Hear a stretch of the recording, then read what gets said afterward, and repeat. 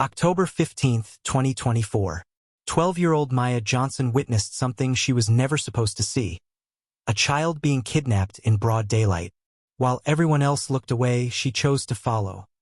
A decision that would expose a criminal network and change two families forever. But here's what Maya didn't know. The boy she risked everything to save was worth more than she could ever imagine. If you knew saving someone could cost you everything, would you still do it? The autumn air in Chicago's South Side carried the scent of roasted chestnuts from street vendors and the distant rumble of the L train overhead. Maya Johnson walked home from Lincoln Middle School, her backpack slung over one shoulder, earbuds dangling around her neck. At 12 years old, she had learned to navigate these streets with the careful awareness her grandmother had drilled into her since childhood. Eyes open, heart ready, mind sharp, Grandma Rose always said. Maya didn't fully understand what it meant, but she practiced it anyway. She turned onto Ashland Avenue, passing the corner bodega where Mr. Hernandez always gave her a free piece of candy, and the laundromat where Mrs. Patterson folded clothes while watching her stories on a small television. This was her neighborhood, familiar and predictable, until it wasn't. Maya stopped at the crosswalk, waiting for the light to change, when she noticed the white cargo van idling across the street. Nothing unusual about that. Delivery trucks came and went all day. But something about this one felt wrong. The engine rumbled too loudly, like it was ready to move fast. The windows were tinted dark, almost black, and the license plate was covered in mud, deliberately obscured. Her grandmother's voice echoed in her mind. "Trust your gut, baby. It doesn't lie." Then she saw him. A small boy, maybe 7 or 8 years old, walked out of the elementary school playground alone. He wore a crisp navy blue uniform, the kind from private schools, and carried a bright red backpack decorated with cartoon rockets. His brown skin glowed in the afternoon sun, and his steps were unhurried, innocent. 2 men emerged from the van. They moved with practiced precision, not running but walking with purpose. The first man, tall and broad-shouldered with a thick beard, approached from the left. The second, shorter with a baseball cap pulled low, came from the right. The boy didn't notice them until it was too late. Maya's heart hammered in her chest. The bearded man grabbed the boy's arm, his large hand swallowing the child's small wrist. The boy's mouth opened in surprise, then fear. He tried to pull away, his red backpack slipping off his shoulder. The second man scooped him up, one hand clamping over the boy's mouth to muffle his cries. Maya's feet moved before her brain could stop them. "Hey!" she shouted, her voice cracking. "Hey, leave him alone." A few pedestrians turned their heads, but no one moved. Some looked away quickly, retreating into the safety of indifference. Others pulled out their phones, but whether to call for help or record the scene, Maya couldn't tell. The men ignored her, shoving the struggling boy into the back of the van. The side door slammed shut with a metallic clang that echoed down the street. The bearded man climbed into the driver's seat, while the shorter one jumped into the passenger side. The van's tires screeched as it pulled away from the curb. Maya's breath came in short gasps. She should run home. She should call 911. She should tell an adult. But by the time she did any of those things, the van would be gone and the boy with it. Her grandmother's face flashed in her mind. The way she looked at Maya every morning before school. With pride, with hope, with the unshaken belief that Maya was meant for something more than just surviving. Eyes open, heart ready, mind sharp, Maya broke into a sprint. The van turned right onto West Roosevelt Road, weaving through midday traffic. Maya's legs burned as she ran, her backpack bouncing against her spine. She dodged a woman pushing a stroller, leaped over a discarded box on the sidewalk, and nearly collided with a bicycle messenger. The van was getting away. She couldn't keep up on foot, but she knew these streets better than any GPS. If they were heading east, they'd hit the bottleneck at the intersection near Union Park. Traffic was always clogged there around this time. Maya cut through an alley, her sneakers pounding against cracked pavement. Dumpsters lined the narrow passage, and the smell of rotting garbage made her gag. But she didn't slow down. She emerged onto the next block just as the white van came to a stop at a red light. She ducked behind a parked car, her chest heaving, sweat dripping down her temples. Through the van's rear windows, she could barely make out movement inside. The boy was in there, scared, alone, probably wondering if anyone cared enough to help him. Maya cared. The light turned green, and the van lurched forward. Maya followed, staying close to the buildings, using every alley shortcut and side street she knew. She kept her distance, careful not to be seen, but close enough not to lose them. Her phone buzzed in her pocket. Probably Grandma Rose, wondering where she was. Maya ignored it. She couldn't stop now. The van turned into an industrial area near the old meatpacking district. Abandoned warehouses loomed on either side of the street, their broken windows staring down like empty eyes. Graffiti covered the brick walls, and weeds sprouted through cracks in the pavement. This was not a place a 12-year-old girl should be. But Maya didn't turn back. The van pulled into the lot of a 3-story warehouse with boarded-up windows and a rusted metal door. The bearded man and his partner climbed out, scanning the area. Maya pressed herself against the side of a dumpster, holding her breath. The shorter man opened the van's side door and pulled the boy out. The child's face was streaked with tears, his red backpack still clutched in his small hands. He didn't scream. Maybe they'd threatened him, or maybe fear had stolen his voice. The bearded man unlocked the warehouse door, and they disappeared inside. Maya waited until the door clanged shut before moving. She crept closer, her heart pounding so hard she thought it might burst. She reached the warehouse and pressed her ear against the cold metal door. Muffled voices drifted from inside. The boss wants him to keep quiet until the old man pays up. How much are we talking about? 10 million. Maybe more. Thompson's loaded. He'll pay anything to get his kid back. Maya's breath caught $10 million. Thompson. Whoever this boy was, he wasn't just some random kid. He was valuable, important, and these men were willing to do anything to get what they wanted. She pulled out her phone, her hands trembling. She should call the police now. She had the location. She had heard enough. But before she could dial, the warehouse door swung open. The bearded man stepped out, his eyes locking onto hers. For a frozen moment, neither of them moved. Then he smiled, slow and dangerous. Well, he said, his voice like gravel. Looks like we got ourselves a little hero. Maya ran. She didn't look back, didn't think, just ran with everything she had. Behind her, heavy footsteps pounded the pavement, gaining on her.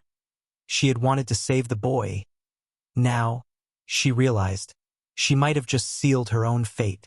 Maya's lungs burned as she tore through the industrial district, the bearded man's footsteps echoing behind her. She zigzagged between rusted containers and overturned pallets, her mind racing faster than her legs. She couldn't go home. Not yet. If they followed her, they'd know where she lived, where Grandma Rose lived. She had to lose them first. A chain-link fence loomed ahead, topped with barbed wire. Maya didn't hesitate. She jumped, her fingers gripping the cold metal, and climbed with the desperation of someone who knew stopping meant capture. The fence rattled and swayed under her weight. Get back here, you little... The bearded man's voice cut off as Maya threw herself over the top, her jacket snagging on the barbed wire. She heard fabric rip but didn't stop. She landed hard on the other side, her ankle screaming in protest, and kept running. She ducked into a narrow passage between 2 warehouses, pressing herself into the shadows. Her breath came in ragged gasps, each one feeling like fire in her chest. She waited, listening. Heavy footsteps approached, then stopped. Through a crack in the wall, she could see the bearded man standing at the fence, his phone pressed to his ear.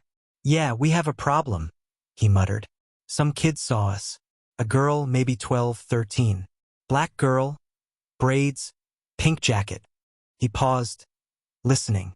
I don't know how much she heard. Enough to be dangerous. Maya's blood turned to ice. You want me to... The man stopped, then nodded. Got it. I'll track her down. Can't have loose ends. He pocketed his phone and walked back toward the warehouse, his shoulders tense with purpose. Maya waited until his footsteps faded completely before moving. She limped out of the alley, her twisted ankle throbbing with each step. She needed to get somewhere safe, somewhere public where they couldn't touch her. The bus stop. Maya hobbled 3 blocks to the nearest CTA stop and collapsed onto the bench, her body trembling from adrenaline and exhaustion. She pulled out her phone with shaking hands. 17 missed calls from Grandma Rose. 5 texts. Where are you? Maya, answer your phone now. I'm getting worried. If you don't call me in 5 minutes, I'm calling the police. Maya Lynette Johnson. The last text was from 3 minutes ago. Maya's thumb hovered over the call button. She wanted nothing more than to hear her grandmother's voice, to be wrapped in the safety of their small apartment. But what could she say? Hey Grandma, I witnessed a kidnapping and now dangerous men are hunting me? No, she couldn't drag Grandma Rose into this. Not until she knew more. Instead, she texted back, sorry, phone died. I stayed after school for a project. On my way home now. It wasn't entirely a lie. She was on her way home. Eventually, the bus arrived, and Maya climbed aboard, slinking to the back where she could watch both the front and rear exits. She kept her hood up, her eyes scanning every passenger. An elderly woman with shopping bags. A teenager with headphones. A businessman buried his laptop. No one is suspicious. As the bus rumbled through the city, Maya's mind worked through what she knew. The boy's name was Thompson. His father was rich enough that $10 million was a negotiable ransom. The kidnappers had called someone a boss, which meant this wasn't just 2 random criminals. This was organized. And they knew what she looked like now. Maya pulled up the browser on her phone and typed, Thompson Billionaire Chicago. The results flooded her screen. Marcus Thompson, CEO of Thompson Industries, one of the largest tech companies in the Midwest. Net worth, estimated at $4.2 billion. The articles showed a distinguished black man in his early 40s, wearing expensive suits and shaking hands with politicians and celebrities. Maya scrolled further and found family photos. Marcus Thompson with his wife, Diane, an elegant woman with kind eyes. And there, between them, was the boy, Ethan Thompson, age 8, only son of the Thompson family. Her stomach dropped. She had just witnessed the kidnapping of one of the richest children in Chicago. Maya clicked on a news article from 6 months ago. Thompson Industries announces $500 million expansion. Another from 3 months ago. Marcus Thompson testifies before Congress on tech regulation. The most recent article from last week. Thompson family donates $10 million to Chicago public schools. These weren't just wealthy people. They were powerful, connected, influential. And somewhere in that cold warehouse, 8-year-old Ethan was terrified and alone. The bus lurched to a stop in her neighborhood. Maya stepped off, her ankle still aching but manageable. She limped the 2 blocks to her apartment building, a modest 3-story brick structure with flower boxes in the windows. Grandma Rose's touch. She climbed the stairs to apartment 2B and hesitated outside the door. She could hear the television inside, the familiar sound of the evening news. Normal. Safe. Maya took a deep breath and turned the key. Grandma Rose was on her in an instant, pulling her into a fierce hug that smelled like cocoa butter and worry. Girl, where have you been? I was about to send out a search party. Her grandmother held her at arm's length, her sharp eyes scanning Maya's face. And why are you sweating like you just ran a marathon? What happened to your jacket? Maya looked down. The tear from the barbed wire was obvious. A long gash across the shoulder. I caught it on a fence at school. During gym. The lie tasted bitter on her tongue. Grandma Rose's eyes narrowed. She'd raised Maya since she was 3 years old, after Maya's parents died in a car accident. She could read Maya better than any book. She said, unconvinced. And your phone just happened to die on the same day you stayed after school? I forgot to charge it last night. Grandma Rose studied her for a long moment, then sighed. Go wash up. Dinner's almost ready. And Maya, her voice softened. Whatever it is you're not telling me, you know you can trust me, right? Maya's throat tightened. I know, Grandma, but she couldn't tell her. Not yet. Not until she figured out what to do. In her room, Maya sat on her bed and pulled out her phone again. She opened the voice recorder app and started speaking in a low whisper. October 15, 2024. Around 3:30 p.m. I witnessed the kidnapping of Ethan Thompson, son of Marcus Thompson, CEO of Thompson Industries. Two men, one tall with a beard, one shorter with a baseball cap, took him from near Lincoln Elementary in a white cargo van. The license plate was covered. They took him to an abandoned warehouse in the meatpacking district. She rattled off the address from memory. They're demanding a $10 million ransom. They know I saw them. They're looking for me. She saved the recording and stared at it. This was evidence. Real evidence. If something happened to her, at least someone would know the truth. Maya looked out her window at the Chicago skyline, the lights beginning to twinkle in the dusk. Somewhere out there, Ethan Thompson was scared and waiting for someone to save him. Everyone probably assumed the police were already involved, that Marcus Thompson's money and influence would bring his son home safely. But what if the kidnappers had inside help? What if they had connections that reached into places that should have been safe? Maya thought about the bearded man's phone call. The way he'd said boss with a mix of respect and fear. This wasn't amateur hour. These were professionals. Her phone buzzed with a news alert. Breaking.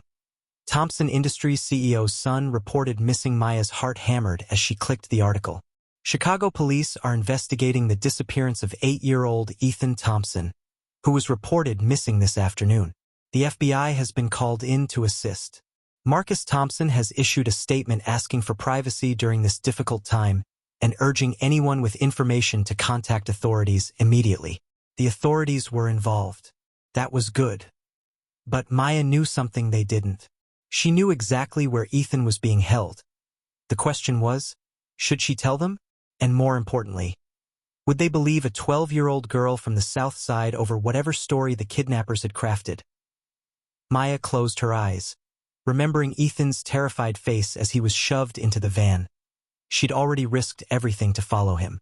She couldn't stop now. Tomorrow, she'd figure out her next move. Tonight, she just had to survive. Maya barely slept that night. Every creak of the old apartment building made her jump. Every shadow outside her window seemed to move with menace. She kept her phone clutched in her hand. The voice recording saved and backed up to 3 different cloud services. By the time her alarm buzzed at 6:30 a.m., she'd already been awake for an hour, staring at the ceiling and running through scenarios in her mind. Tea breakfast? Grandma Rose watched her with concerned eyes as Maya pushed scrambled eggs around her plate. You feeling all right, baby? You look like you didn't sleep a wink. Just had a lot on my mind, Maya said, forcing herself to take a bite. Big test today. It wasn't a complete lie. She did have a test, just not the kind Grandma Rose thought. The test was whether she could find Ethan Thompson before it was too late. At school, Maya couldn't focus on anything her teachers said.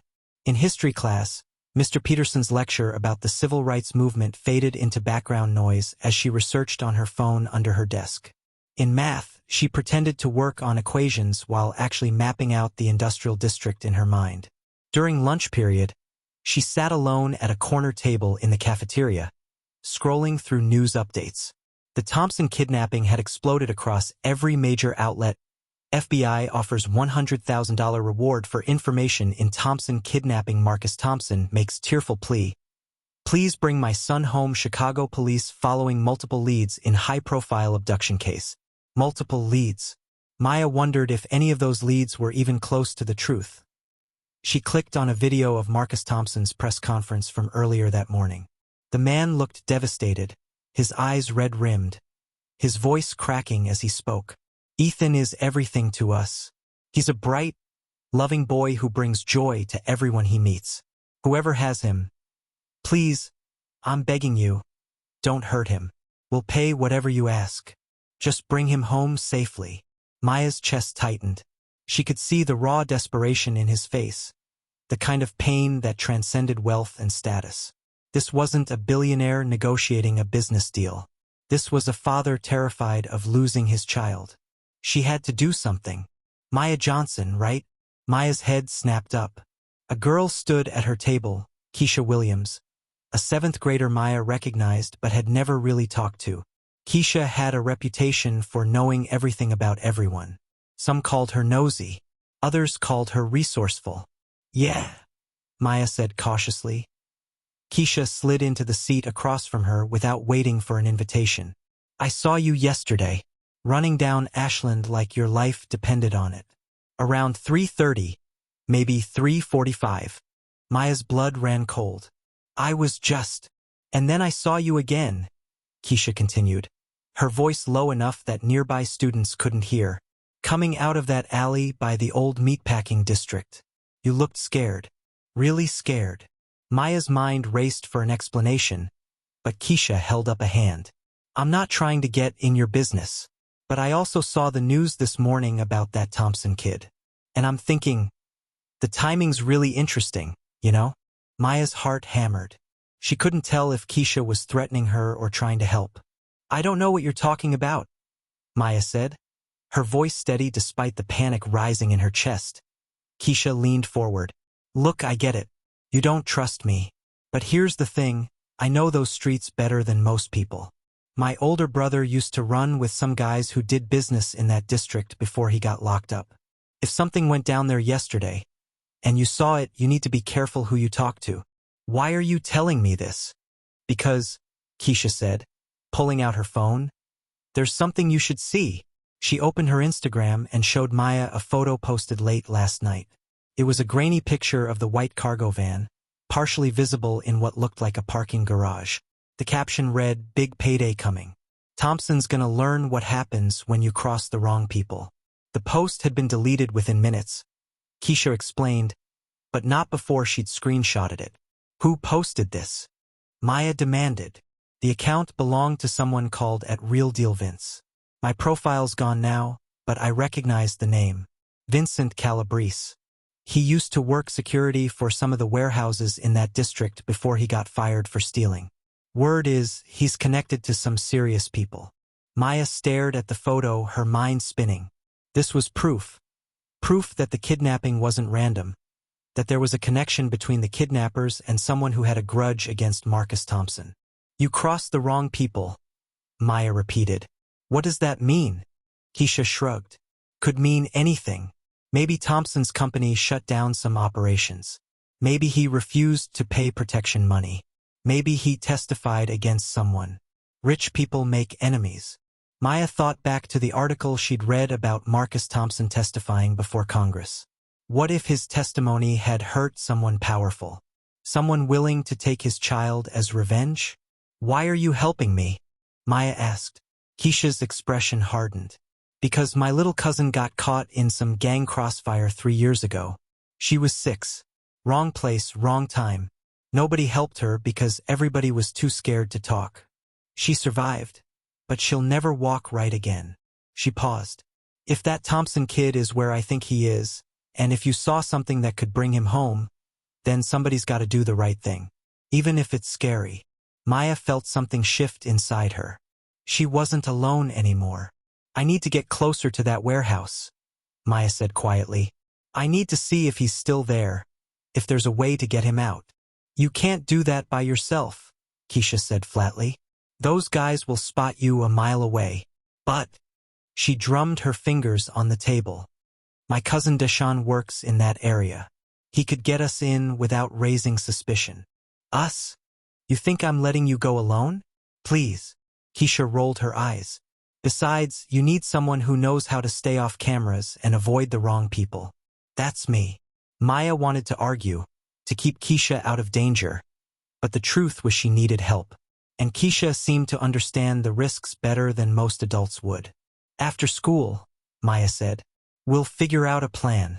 One more thing, Keisha said, standing up. Those guys you saw yesterday?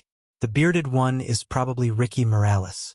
Used to be muscle for the West Side crew before he went freelance. The other one, a shorter guy, might be Tommy Chin. They usually work together. Both of them are bad news, but they're not the brains. Somebody hired them. Maya's stomach churned. The more she learned, the deeper and more dangerous this conspiracy became. As Keisha walked away, Maya looked back at her phone, at Marcus Thompson's tearful face frozen on the screen. She thought about Ethan, trapped in that cold warehouse, probably wondering if anyone would ever find him. She thought about her grandmother's words, eyes open, heart ready, mind sharp, and she thought about what Keisha had said. Somebody's got to do the right thing, even if it's scary. Maya took a deep breath and opened a new note on her phone. She began listing everything she knew. Names, locations, connections, timeline. This was no longer just about witnessing a crime. This was about exposing a conspiracy, and whether she was ready or not, Maya Johnson was now in the middle of it. The bell rang, signaling the end of lunch period. Students flooded into the hallways, laughing and shoving and complaining about homework. But Maya walked through them with purpose, her fear transforming into determination. Ethan Thompson was running out of time, and Maya was running out of patience. The final bell rang at 3:15 p.m. Maya met Keisha behind the school gymnasium, away from the main entrance where teachers monitored dismissal. Keisha was already on her phone, texting rapidly. "Deshawn's got a delivery run at 4:30, Keisha said without looking up. "Plumbing supplies to a renovation site 2 blocks from your warehouse. He can get us in his truck, but we've got maybe 20 minutes before his supervisor starts asking questions." "That's enough time," Maya said, though her stomach twisted with uncertainty. They took the bus to a hardware store on the edge of the industrial district. Deshawn waited in the parking lot, leaning against a delivery truck with the logo Morrison Supplies painted on the side. He was 19, tall and lean, with the same sharp eyes as his cousin. "You two must be out of your minds," he said when they approached. "You know what kind of people operate in that area? That's why we need your help," Keisha said. Maya saw something big. Deshawn looked at Maya, really looked at her, and seemed to recognize the seriousness in her face. He sighed heavily. "All right, but you do exactly what I say when I say it. And if I tell you to run, you run. No questions. Deal?" "Deal," they said in unison. They climbed into the back of the truck, squeezing between boxes of copper pipes and bathroom fixtures. The truck rumbled to life, and Deshawn navigated through streets that grew progressively more desolate. Through the small window between the cab and cargo area, Maya watched the landscape change.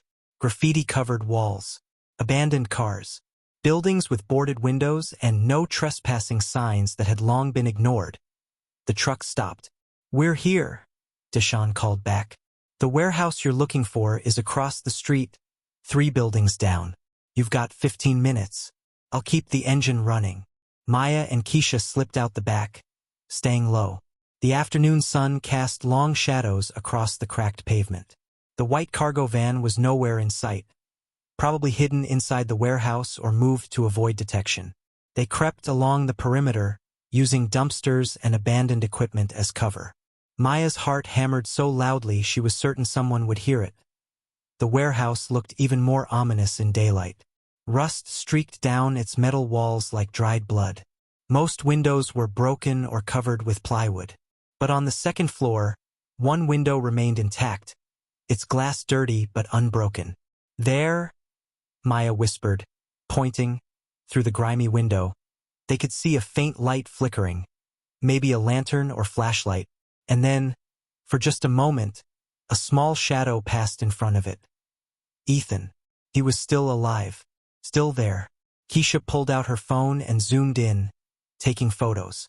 "We need more than this. We need proof they're armed, proof of how many people are in there, proof that it's actually the Thompson kid." Maya scanned the area. Behind the warehouse, a fire escape ladder hung from the side of the building, its bottom rung about 8 feet off the ground. If they could reach it, they could get to that second-floor window. "You're not serious," Keisha said, following her gaze. "You got a better idea." They made their way to the back of the building, moving between patches of shadow. Maya found a discarded crate and dragged it beneath the fire escape. She climbed on top and reached for the ladder. Her fingers brushed the cold metal, but it was just out of reach. "Here," Keisha said, lacing her fingers together to form a step. "I'll boost you." Maya stepped into Keisha's hands and stretched. This time she grabbed the ladder. It creaked ominously but held. She pulled herself up, the rusted metal biting into her palms. "Be careful," Keisha hissed from below. Maya climbed slowly, testing each rung before putting her full weight on it. The fire escape groaned and swayed, and at one point a bolt popped loose, clattering down to the pavement below. Both girls froze. Voices erupted from inside the warehouse. What was that? Check it out. Now. Maya pressed herself flat against the metal grating, barely breathing. Below, she could see Keisha diving behind a dumpster. The warehouse's back door burst open. The shorter man, Tommy Chun, stepped out, a pistol in his hand. He scanned the area, his eyes sharp and suspicious. Maya didn't move, didn't breathe. One glance upward and he'd see her. Tommy walked the perimeter slowly, his gun sweeping left and right. He kicked the fallen bolt with his shoe, then looked up at the fire escape. Maya's blood turned to ice. For 3 agonizing seconds, their eyes nearly met. Then a voice called from inside. Tommy, get in here. The kid's making noise again. Tommy hesitated, gave the area one final scan, then disappeared back inside. Maya exhaled shakily and continued climbing. When she reached the second floor, she crept along the metal platform to the window. Through the dirty glass, she could finally see inside. The space was large and mostly empty, except for some old machinery and stacks of wooden pallets. In the center, under a battery-powered camping lantern, sat Ethan Thompson. He was zip-tied to a metal folding chair, his red backpack on the floor beside him. His face was streaked with dirt and tears, but he appeared uninjured. He stared straight ahead with the blank expression of a child in shock. 3 men were inside. Ricky Morales, the bearded man, paced near the door. Tommy Chun returned, holstering his gun. And a third man, older, with silver hair and an expensive suit that looked completely out of place in this setting, sat on a crate smoking a cigarette. Maya pulled out her phone and started recording video. The silver-haired man spoke, his voice smooth and cultured. Marcus Thompson thinks he can destroy people's livelihoods and walk away clean. He testified, destroyed our permits, got half our operations shut down. Now he learns what real loss feels like. And if he doesn't pay? Ricky asked. Then the boy becomes a permanent lesson, the man said coldly. Either way, Thompson suffers. Maya's hand shook, but she kept recording. This was it, clear evidence of conspiracy, of the motive, of everything. The silver-haired man stood and walked toward Ethan. He crouched down to the boy's eye level. Your father made powerful enemies, son. That's his mistake, not yours. But you're the price he'll pay for his arrogance. Ethan's lips trembled, but he didn't cry. Instead, he said in a small, defiant voice, My dad helps people. He builds things. You're just mean. The man's face darkened. He raised his hand. Maya's phone slipped from her grip. It tumbled through the air, bouncing off the fire escape railing with a sharp metallic clang before falling into a pile of debris below. All 3 men's heads snapped toward the window. Someone's outside, Ricky shouted. Maya ran.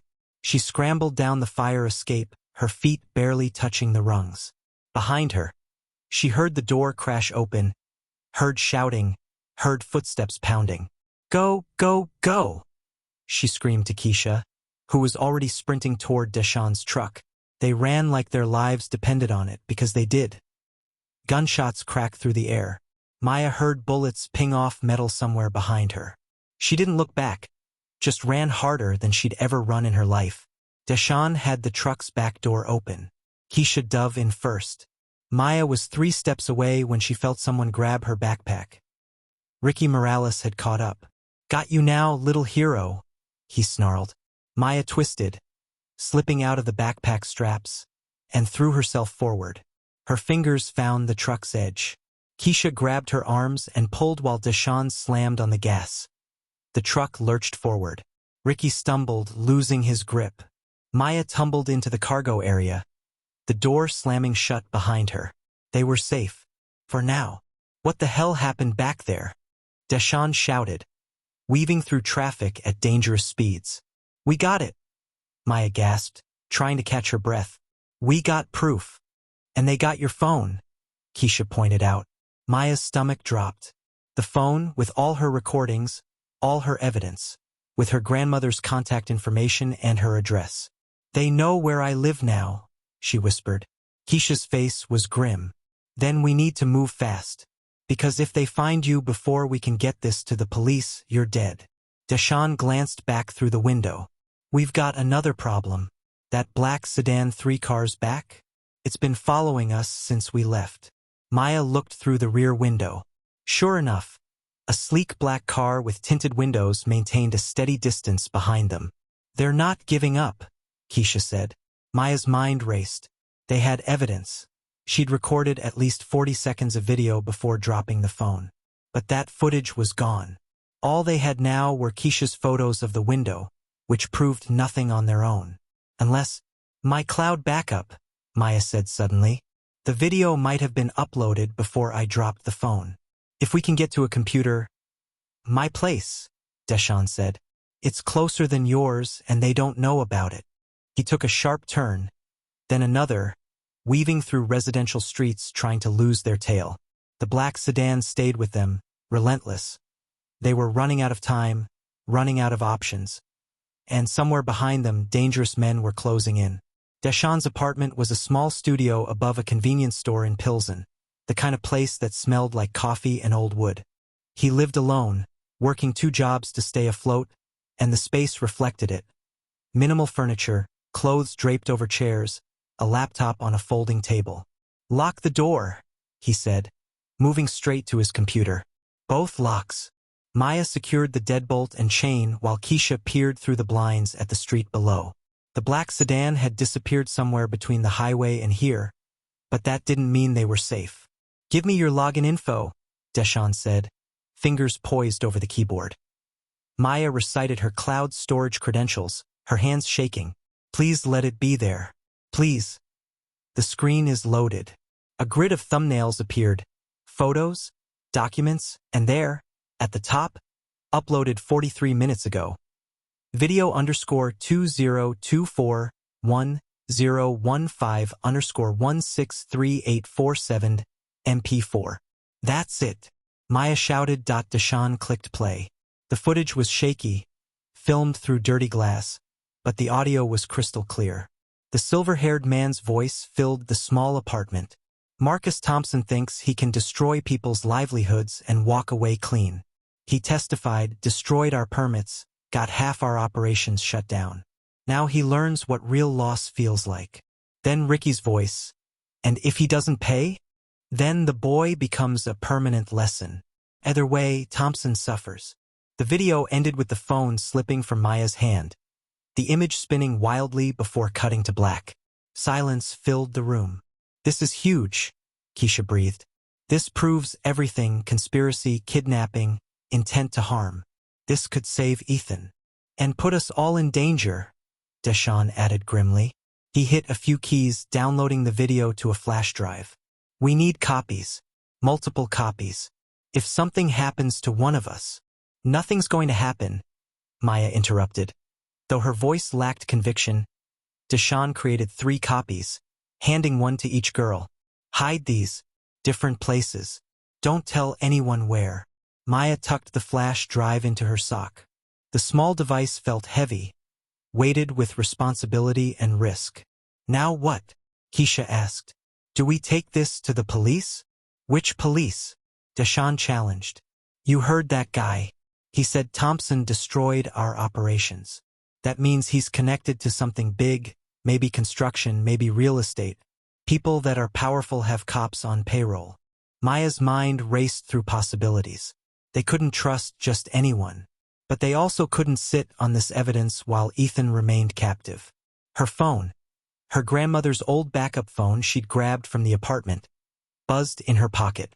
She pulled it out, her breath catching when she saw the caller ID. Grandma Rose. Maya's thumb hovered over the answer button. She couldn't ignore her grandmother forever, but how could she explain any of this? She answered. Grandma, Maya Lynette Johnson. Where are you? Her grandmother's voice was tight with worry. I got home from the grocery store and there's a strange car parked across the street. 2 men inside, just sitting there, watching our building. Maya's blood ran cold. Grandma, listen to me very carefully. Do not go outside. Lock all the doors and windows. Stay away from windows. I'm going to send help, but you need to. What's going on? Baby, you're scaring me. I know, and I'm sorry, but please just trust me. I'll explain everything soon, I promise. Just stay inside and stay safe. She hung up and looked at Deshawn and Keisha, panic rising in her throat. They're at my apartment. They're watching my grandmother. They're using her as bait, Keisha said. They know you'll come back. Deshawn was already on his phone. I'm calling my uncle. He's a detective with CPD, someone we can trust. He'll get a unit for your grandmother right now. While he made the call, Maya paced the small apartment, her mind spinning. Everything was falling apart. The kidnappers knew who she was, where she lived. They'd threatened Ethan's life. Now they were using her grandmother to draw her out. She thought about Grandma Rose, alone in that apartment, frightened and confused. She thought about Ethan, zip-tied to a chair in that cold warehouse. She thought about Marcus Thompson's tearful plea on television. Everyone was suffering because she'd witnessed something she was never supposed to see. But she had seen it, and now she had proof. Uncle Ray's sending units to your address right now, Deshawn said, ending his call. He wants to meet us. Says we need to bring him everything we have. Can we trust him? Maya asked. With my life, Deshawn replied. He's one of the good ones. Been fighting corruption in the department for years. If anyone can help us, it's him. Keisha checked her phone, then showed Maya a news alert. FBI increases reward to $250,000 in Thompson kidnapping case. Time's running out, Keisha said. For all of us. Maya looked at the laptop screen, frozen on the silver-haired man's face, his cold eyes staring at Ethan. She thought about what he'd said. Then the boy becomes a permanent lesson. Not if she could help it. Where does your uncle want to meet? Maya asked. Neutral ground. The public library on Roosevelt. 20 minutes. Maya nodded, steeling herself. This was it. The moment where everything either came together or fell completely apart. She'd spent the last day running, hiding, gathering evidence. Now it was time to act. She grabbed her backpack, a borrowed one from Deshawn since hers was still in Ricky's hands, and checked that the flash drive was secure. Let's go save Ethan Thompson, she said. The three of them left the apartment, moving quickly but carefully. The streets of Pilsen were crowded with evening commuters, which provided cover but also made it harder to spot threats. Maya kept her hood up, her eyes scanning every car, every face. The black sedan could be anywhere. The kidnappers could be anyone. They were 3 blocks from the library when Keisha grabbed Maya's arm. Don't look now, but that guy across the street, baseball cap pulled low? That's Tommy Chin. Maya's heart stopped. She risked a glance. Tommy stood outside a corner store, phone pressed to his ear, his eyes sweeping the crowd. He hadn't spotted them yet, but he was looking. Walk normal, Deshawn whispered. Don't run. Just keep moving. They turned the corner, picking up their pace without breaking into a sprint. Behind them, Maya heard Tommy's voice rise. I see them, heading east on the 18th. Run, Deshawn shouted. They bolted, weaving through pedestrians and jumping over a chain blocking an alley. Behind them, footsteps pounded, growing closer. The library was 2 blocks away, 2 blocks that suddenly felt like 2 miles. Maya burst through the library's heavy doors, her lungs burning. Deshawn and Keisha followed, and they immediately spotted Detective Raymond Torres standing near the reference section. A stocky man in his 40s with graying temples and sharp, intelligent eyes. Uncle Ray, Deshawn called out. The detective moved quickly, ushering them into a private study room away from curious eyes. Through the glass door, Maya could see Tommy Chun enter the library, scanning the crowd. Her stomach lurched. He's here, she whispered urgently. Detective Torres immediately radioed for backup while positioning himself between the kids and the door. Tell me everything. Fast. Maya pulled out the flash drive with trembling hands. I witnessed the Thompson kidnapping. I followed them to a warehouse in the meatpacking district. I recorded video evidence. There are 3 men, including someone who seems to be in charge. He said Marcus Thompson destroyed their operations, got their permits shut down. This is about revenge, not just ransom. Torres plugged the flash drive into his tablet. His expression darkened as he watched the footage. That's Vincent Calabrese, he said quietly, pausing on the silver-haired man's face. We've been trying to build a case against him for years. He runs a construction company, Calabrese Development. They've been accused of bid rigging, bribery, and intimidating competitors. Thompson testified before a federal grand jury 6 months ago about illegal construction practices. Calabrese lost 15 major contracts because of it. So he took Ethan as payback, Keisha said. And he's got the resources to make people disappear, Torres added grimly. He looked at Maya with newfound respect. You're incredibly brave, but you've also put yourself in serious danger. Calabrese has connections, police, judges, city officials. Can you get Ethan out? Maya asked. Before they hurt him? Torres was already on his radio. This is Detective Torres. Badge 4127. I need SWAT mobilized to the old meatpacking district, warehouse on the corner of... He looked at Maya. Racine and 16th, she supplied. Racine and 16th. Hostage situation, armed suspects. We have video evidence and positive ID on Vincent Calabrese. He paused, listening to the response. I don't care who his lawyer is. We have a child's life at stake. Move now. Through the glass, Maya saw Tommy Chin talking urgently on his phone, still searching. Then his eyes locked onto the study room. He saw them. Tommy's hand moved to his waistband. Gun! Deshawn shouted. Detective Torres threw open the door and drew his weapon in one fluid motion. Police! Don't move! The library erupted into chaos. People screamed and scattered. Tommy raised his pistol, but Torres was faster, firing 2 shots that struck Tommy in the shoulder and chest. The man crumpled to the ground. More officers poured through the entrance. Torres's backup had arrived. They secured Tommy, calling for paramedics while evacuating civilians. Maya stood frozen, her ears ringing from the gunshots. She'd seen violence on TV, but this was real. The acrid smell of gunpowder, the pool of blood spreading across the library floor, the terrified faces of people running for their lives. Torres holstered his weapon and turned to them. Are you 3 okay? They nodded, too shocked to speak. Good, because we're not done yet. He pulled up a live feed on his tablet, SWAT team bodycams approaching the warehouse. This is happening now. You need to see this. The tactical team moved in formation, their boots crunching on broken glass and debris. The warehouse door was breached with a battering ram. Flashbang grenades detonated, filling the screen with white light. Police! Hands up! Maya watched as officers swarmed inside. Ricky Morales tried to run but was tackled within seconds. Another suspect, someone Maya hadn't seen before, surrendered immediately.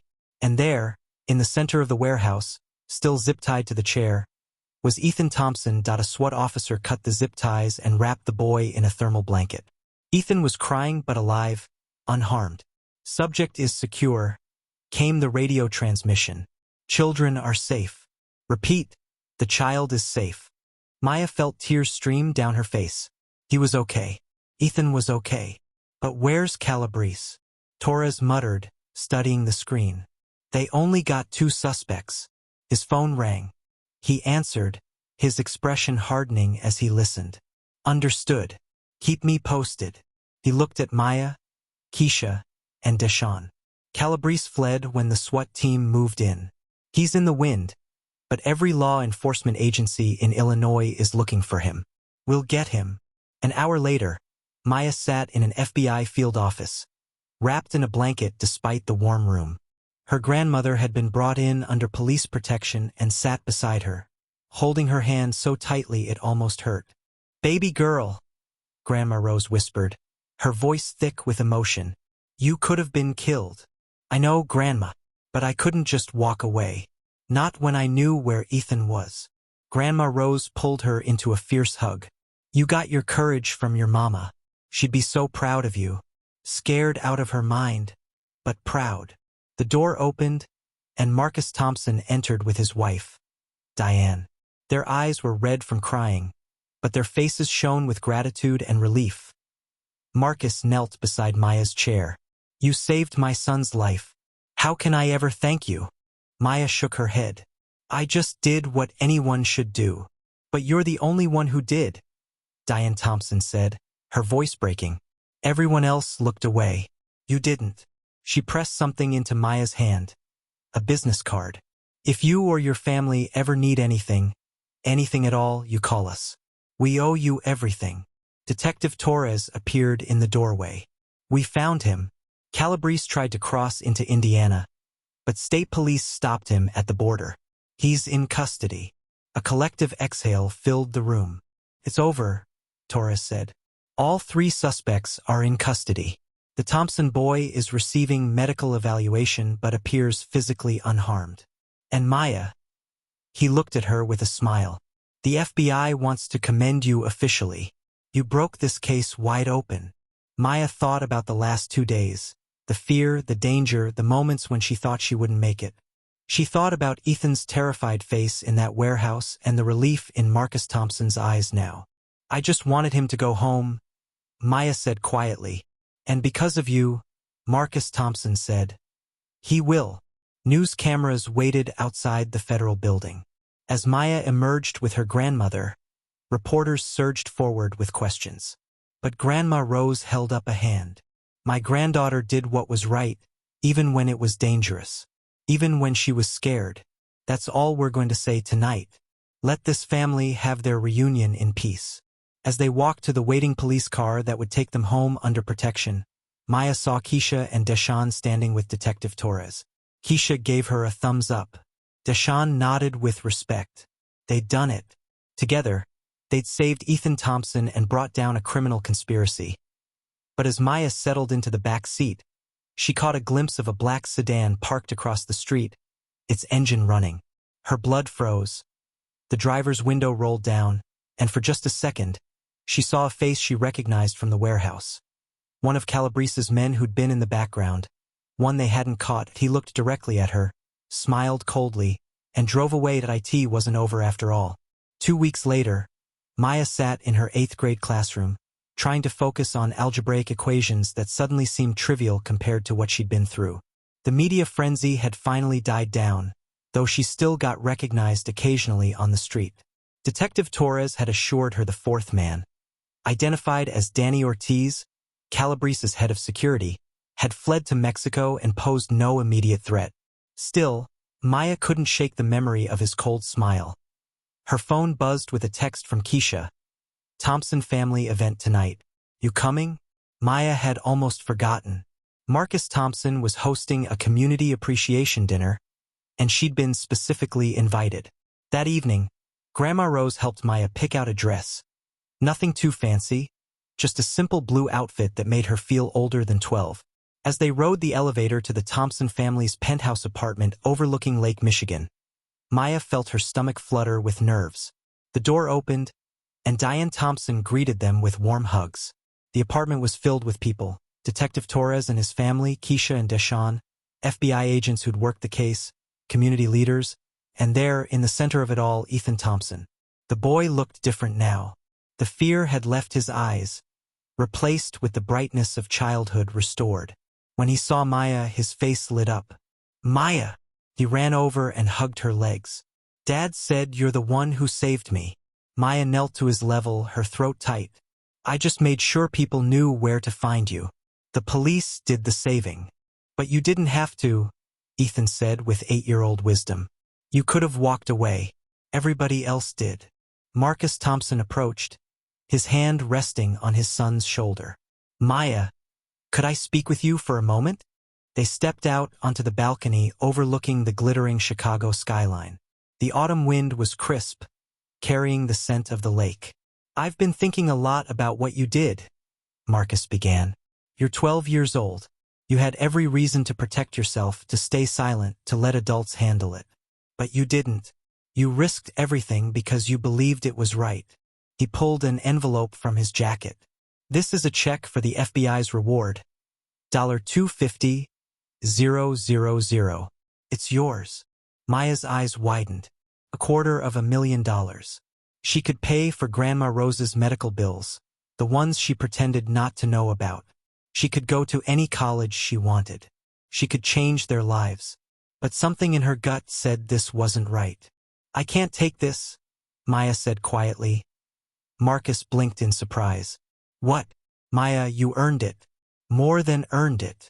I didn't do this for money, she said, the words feeling true as she spoke them. I did it because a little boy needed help. If I take the money, it feels like that's why I did it. And it wasn't. Marcus studied her for a long moment, then smiled. A genuine smile that reached his eyes. You're remarkable. Most people would take the money without hesitation. What if we put it in a trust fund for your education? Or donate it to a cause you care about? Maya thought about Lincoln Middle School's after-school programs, always underfunded. She thought about kids in her neighborhood who needed safe places to go. Could we use it to start a youth community center in the South Side? Somewhere kids can go after school, get help with homework, learn skills, stay safe. Marcus's smile broadened. Consider it done, and I'll match the amount personally. $500,000 for the Maya Johnson Community Center. Maya's chest swelled. Her name on a building that would help kids like her for years to come. That felt right. Back inside, Detective Torres raised a glass. I want to make a toast to Maya Johnson, who reminded us all that heroism isn't about age or experience. It's about seeing what's wrong and having the courage to make it right. Everyone raised their glasses. Maya felt her cheeks warm as all eyes turned to her. Ethan tugged her hand. Can I show you something? He led her to his room, decorated with rockets and planets. On his desk sat a drawing, crayon figures of a girl with braids standing between a boy and some scary-looking monsters. That's you, Ethan said, pointing to the girl. You're my superhero. Maya's eyes stung with tears. You're pretty brave yourself. You didn't give up, even when you were scared. My dad says courage is being scared but doing the right thing anyway.